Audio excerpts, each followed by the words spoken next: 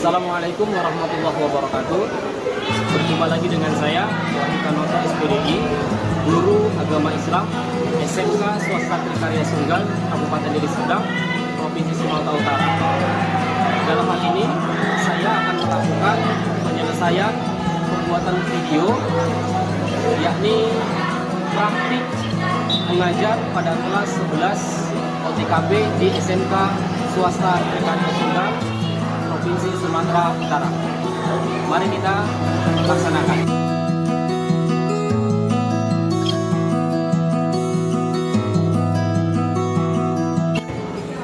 Assalamualaikum warahmatullahi wabarakatuh. Waalaikumsalam warahmatullahi wabarakatuh. Selamat pagi anak-anak. Pagi Pak. Apa kabar?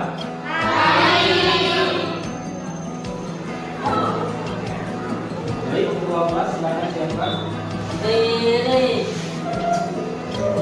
beri salam kepada Bapak Guru. Assalamualaikum warahmatullahi wabarakatuh.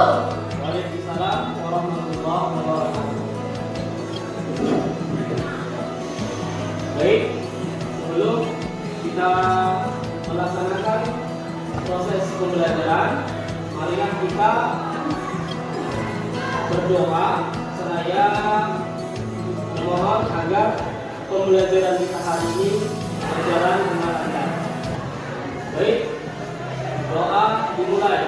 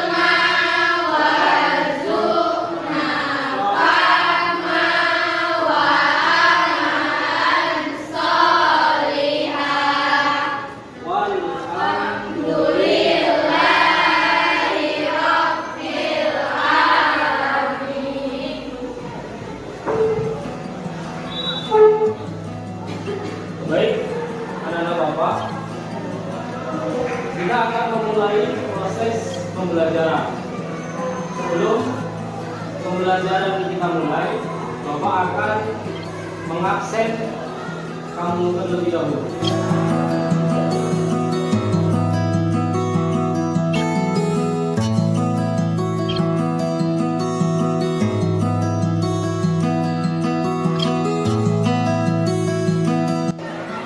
Aisyah Aulia Putri, Alif Syahrani, Amanda Atika Devi, Anira Nursiana, Dara Jelita, Dela Ella Anjani, Kairila Salsabila Tanjung, Iris Dayani Cikangga, Natasha Nafika, Nikita Amelia, Putri Hikmah Ila, Aulia Cita Lestari, Wulandari, Yudi Stira, Zian Haji, Riki Pratama. Ini tidak masuk ke mana? Pak, ini Pak. Oke. Selanjutnya ada yang belum dipanggil? Oke, baik. Ya, kita doakan teman kita si Riki agar bisa berprestasi dalam melaksanakan Olimpiade. Dan sedangkan untuk teman kita si Zahra, kita doakan agar cepat sembuh dan bisa bergabung lagi dengan kita melaksanakan proses pembelajaran.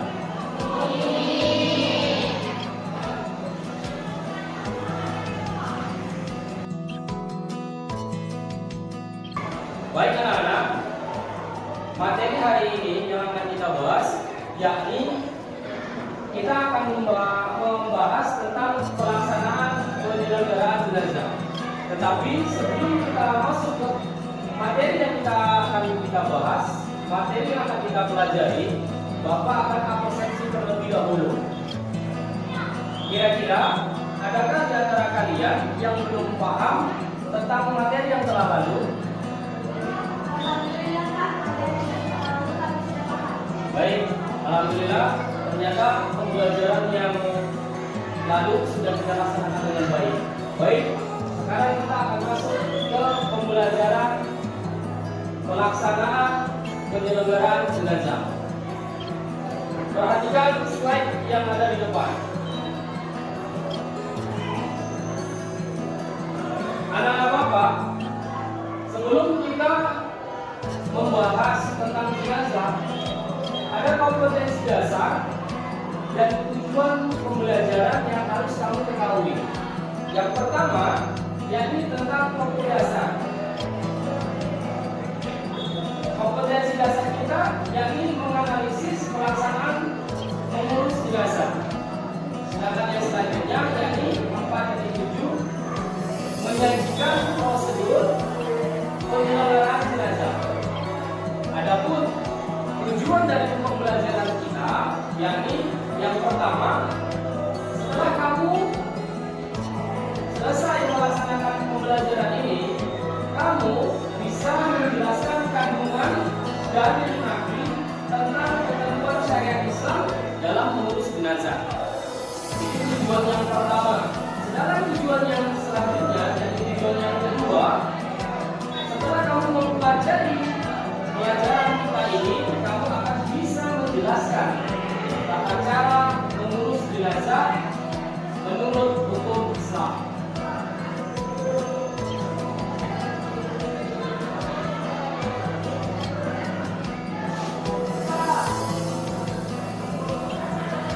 Baik, pelaksanaan penyelenggaraan jenazah. Pengertian jenazah, jenazah berasal dari bahasa Arab yakni janazah, yang berarti sebutan untuk mayat atau mayat seorang yang sudah meninggal. Paham semua? Paham semua? Artinya orang yang sudah meninggal disebut apa? Disebut jenazah. Selanjutnya ada hukum pengurusan jenazah. Hukumnya mengurus jenazah di kalangan umat Islam maupun non-Muslim adalah fardu kifayah. Pengertian hukum kifayah adalah bentuk kewajiban yang dibebankan kepada umat Islam secara kolektif dan memenuhi ketercukupan. Tidak akan mendapat ancaman dosa jika sebagian umat Islam telah mengurusi pengurusan jenazah. Oke, paham? Ya.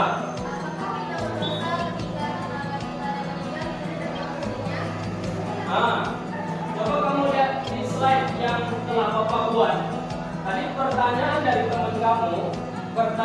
teman kamu, apakah berdosa jika kita tidak mengurus jenazah tetangga kita yang sudah meninggal?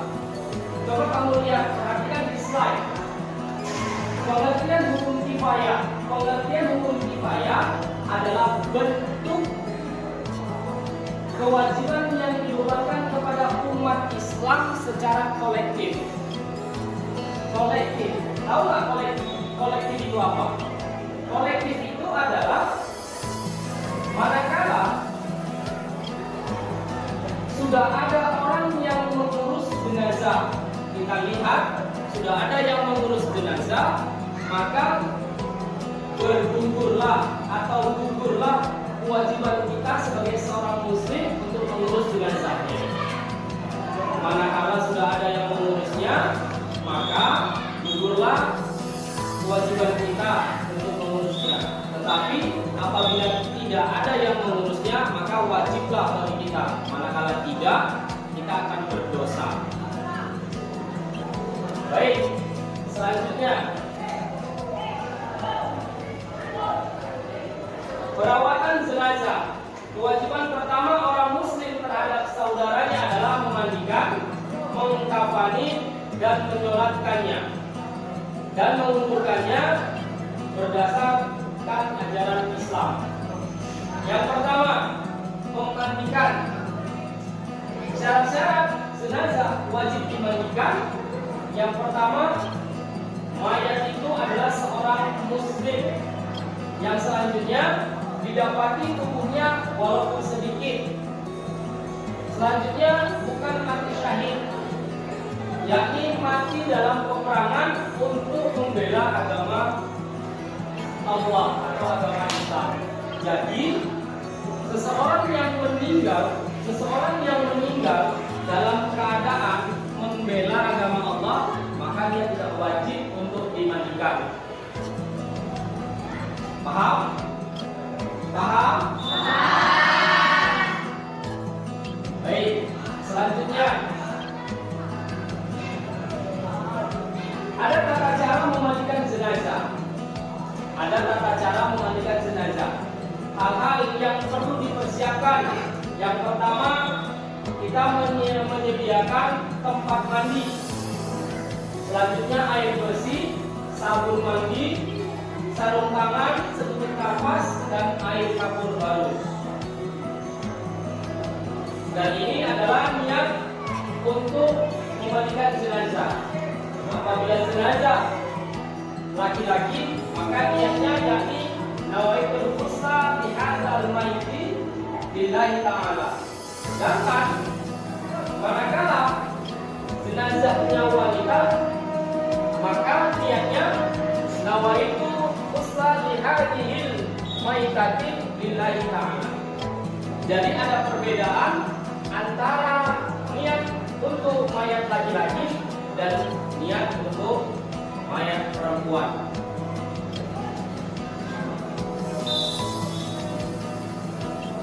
Adapun syarat bagi orang yang memandikan jenazah, yakni muslim, berakal, dan baligh, berniat memandikan jenazah, jujur dan soleh, terpercaya, amanah.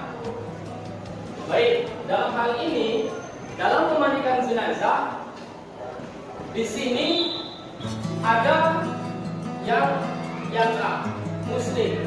Jadi yang berhak memandikan jenazah muslim, seorang muslim itu adalah orang yang muslim juga. Yang selanjutnya berniat memandikan jenazah. Kenapa ada kata-kata berniat, Pak? Terkadang ada orang yang tidak berniat untuk memandikan jenazah, melainkan apa? Dia hanya ingin tahu kondisi si mayat. Kepo dalam bahasa kamu sehari-hari. Yang selanjutnya jujur dan soleh. Orangnya jujur. Yang selanjutnya terpercaya dan amanah. Lihat, di situ ada terpercaya dan amanah. Manakala kita memandikan jenazah, maka kita harus terpercaya dan amanah. Apa sebab? Dikarenakan manakala kita tidak amanah dalam memandikan jenazah, kita bisa saja menceritakan sesuatu keadaan si mayat, dan inilah yang dilarang oleh agama kita untuk menceritakan kondisi si mayat. Paham anak-anak Bapak?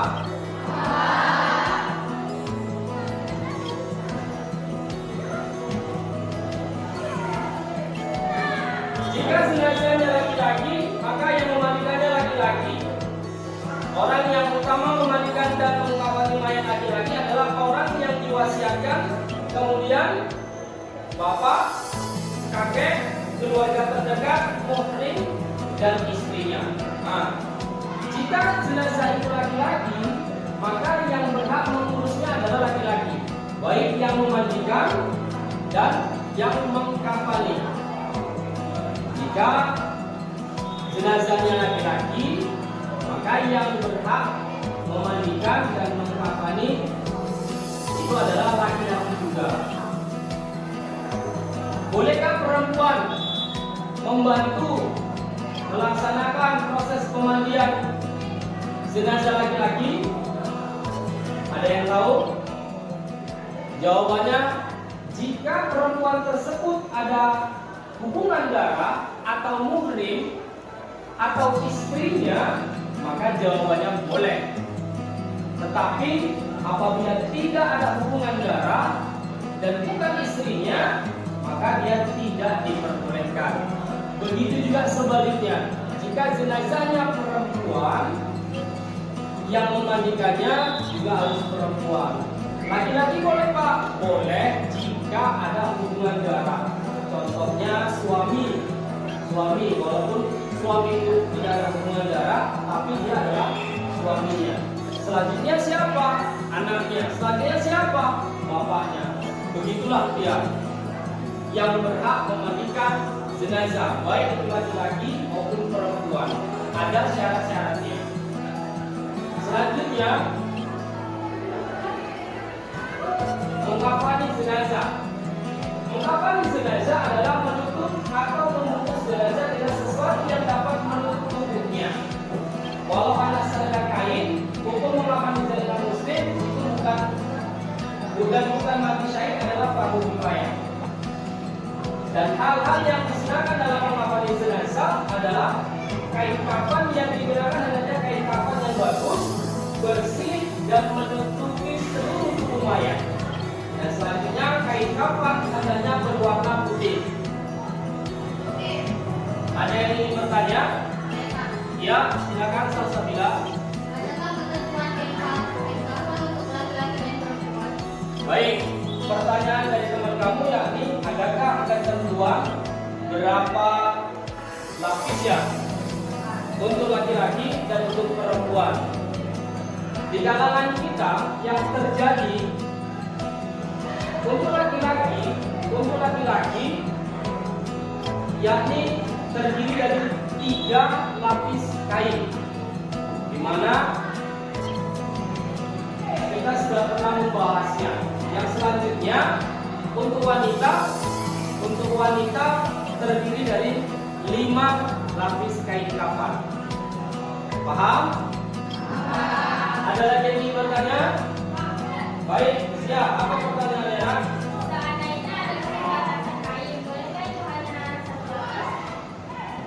Baik, pertanyaan teman kamu, seandainya ada keterbatasan jumlah kain. Misal kalau tadi laki-laki 3 lapis dan perempuan 5 lapis untuk membungkus mayat, yakni kain kafannya.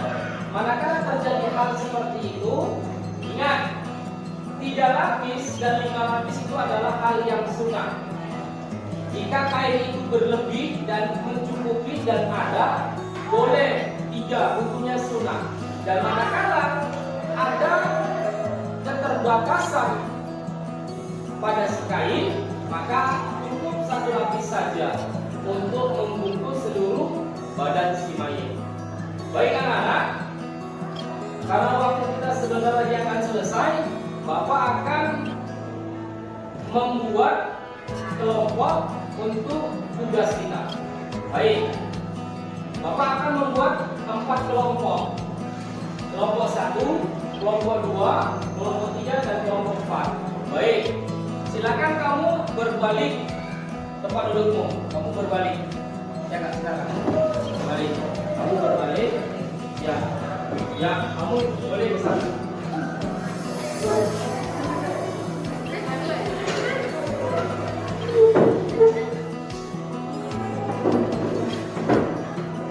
Baik anak-anak Bapak, sekarang tugas kamu di kelompok kamu masing-masing, yakni silakan diskusikan pembahasan tentang jenazah. Silakan didiskusikan.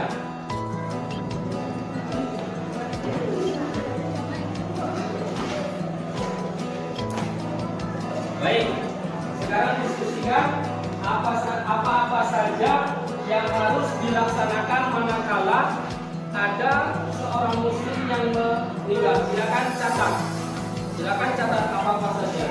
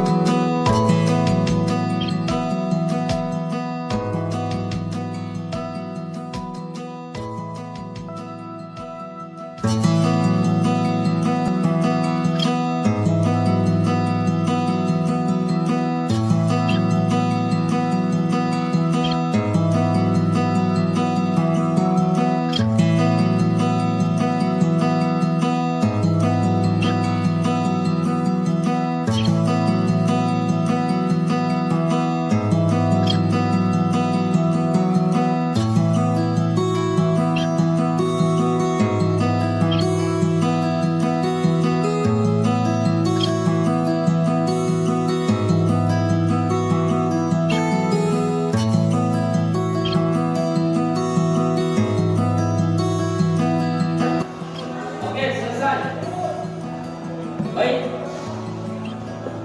sudah selesai diskusi yang kalian buat di kelompok masing-masing? Baik, adakah di antara kelompok yang telah Bapak bagi tadi yang ingin sedikit menjelaskan tentang penyelenggaraan jenazah? Oke, silakan.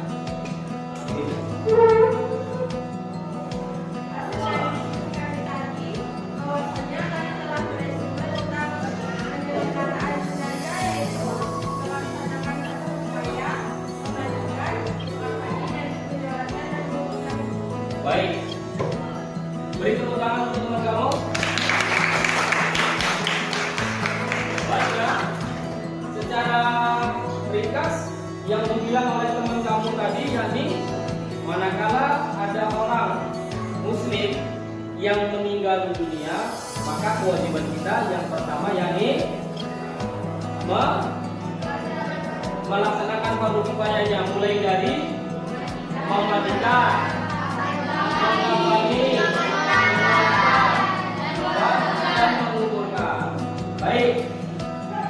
Baik, semuanya kembali.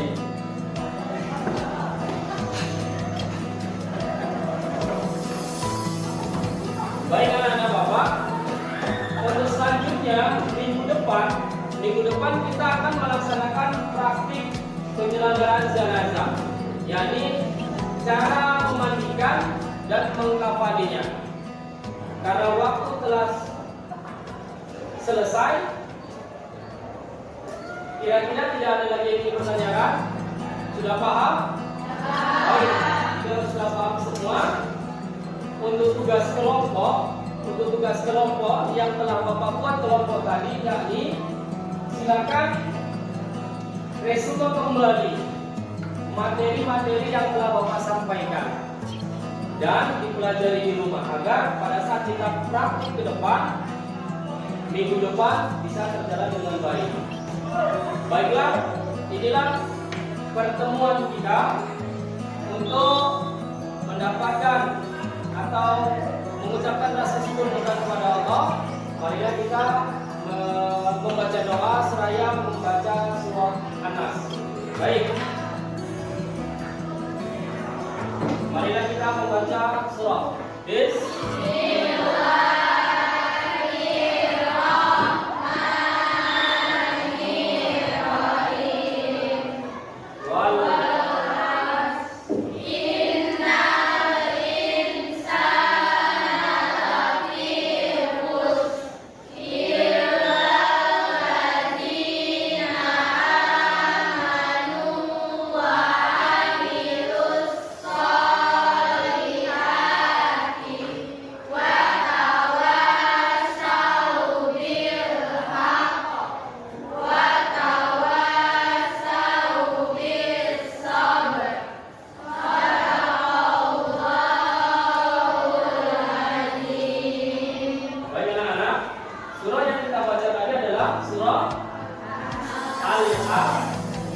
Al-Asri.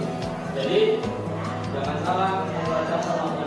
Baik, ini saja yang dapat Bapak sampaikan.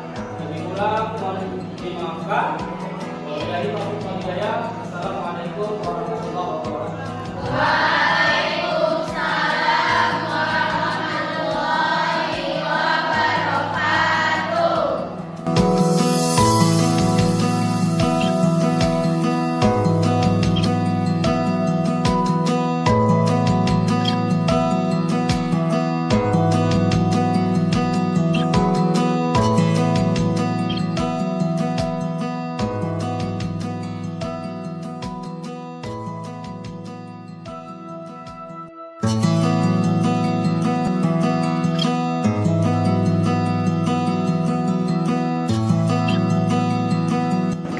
Sekian video praktek mengajar yang telah saya laksanakan.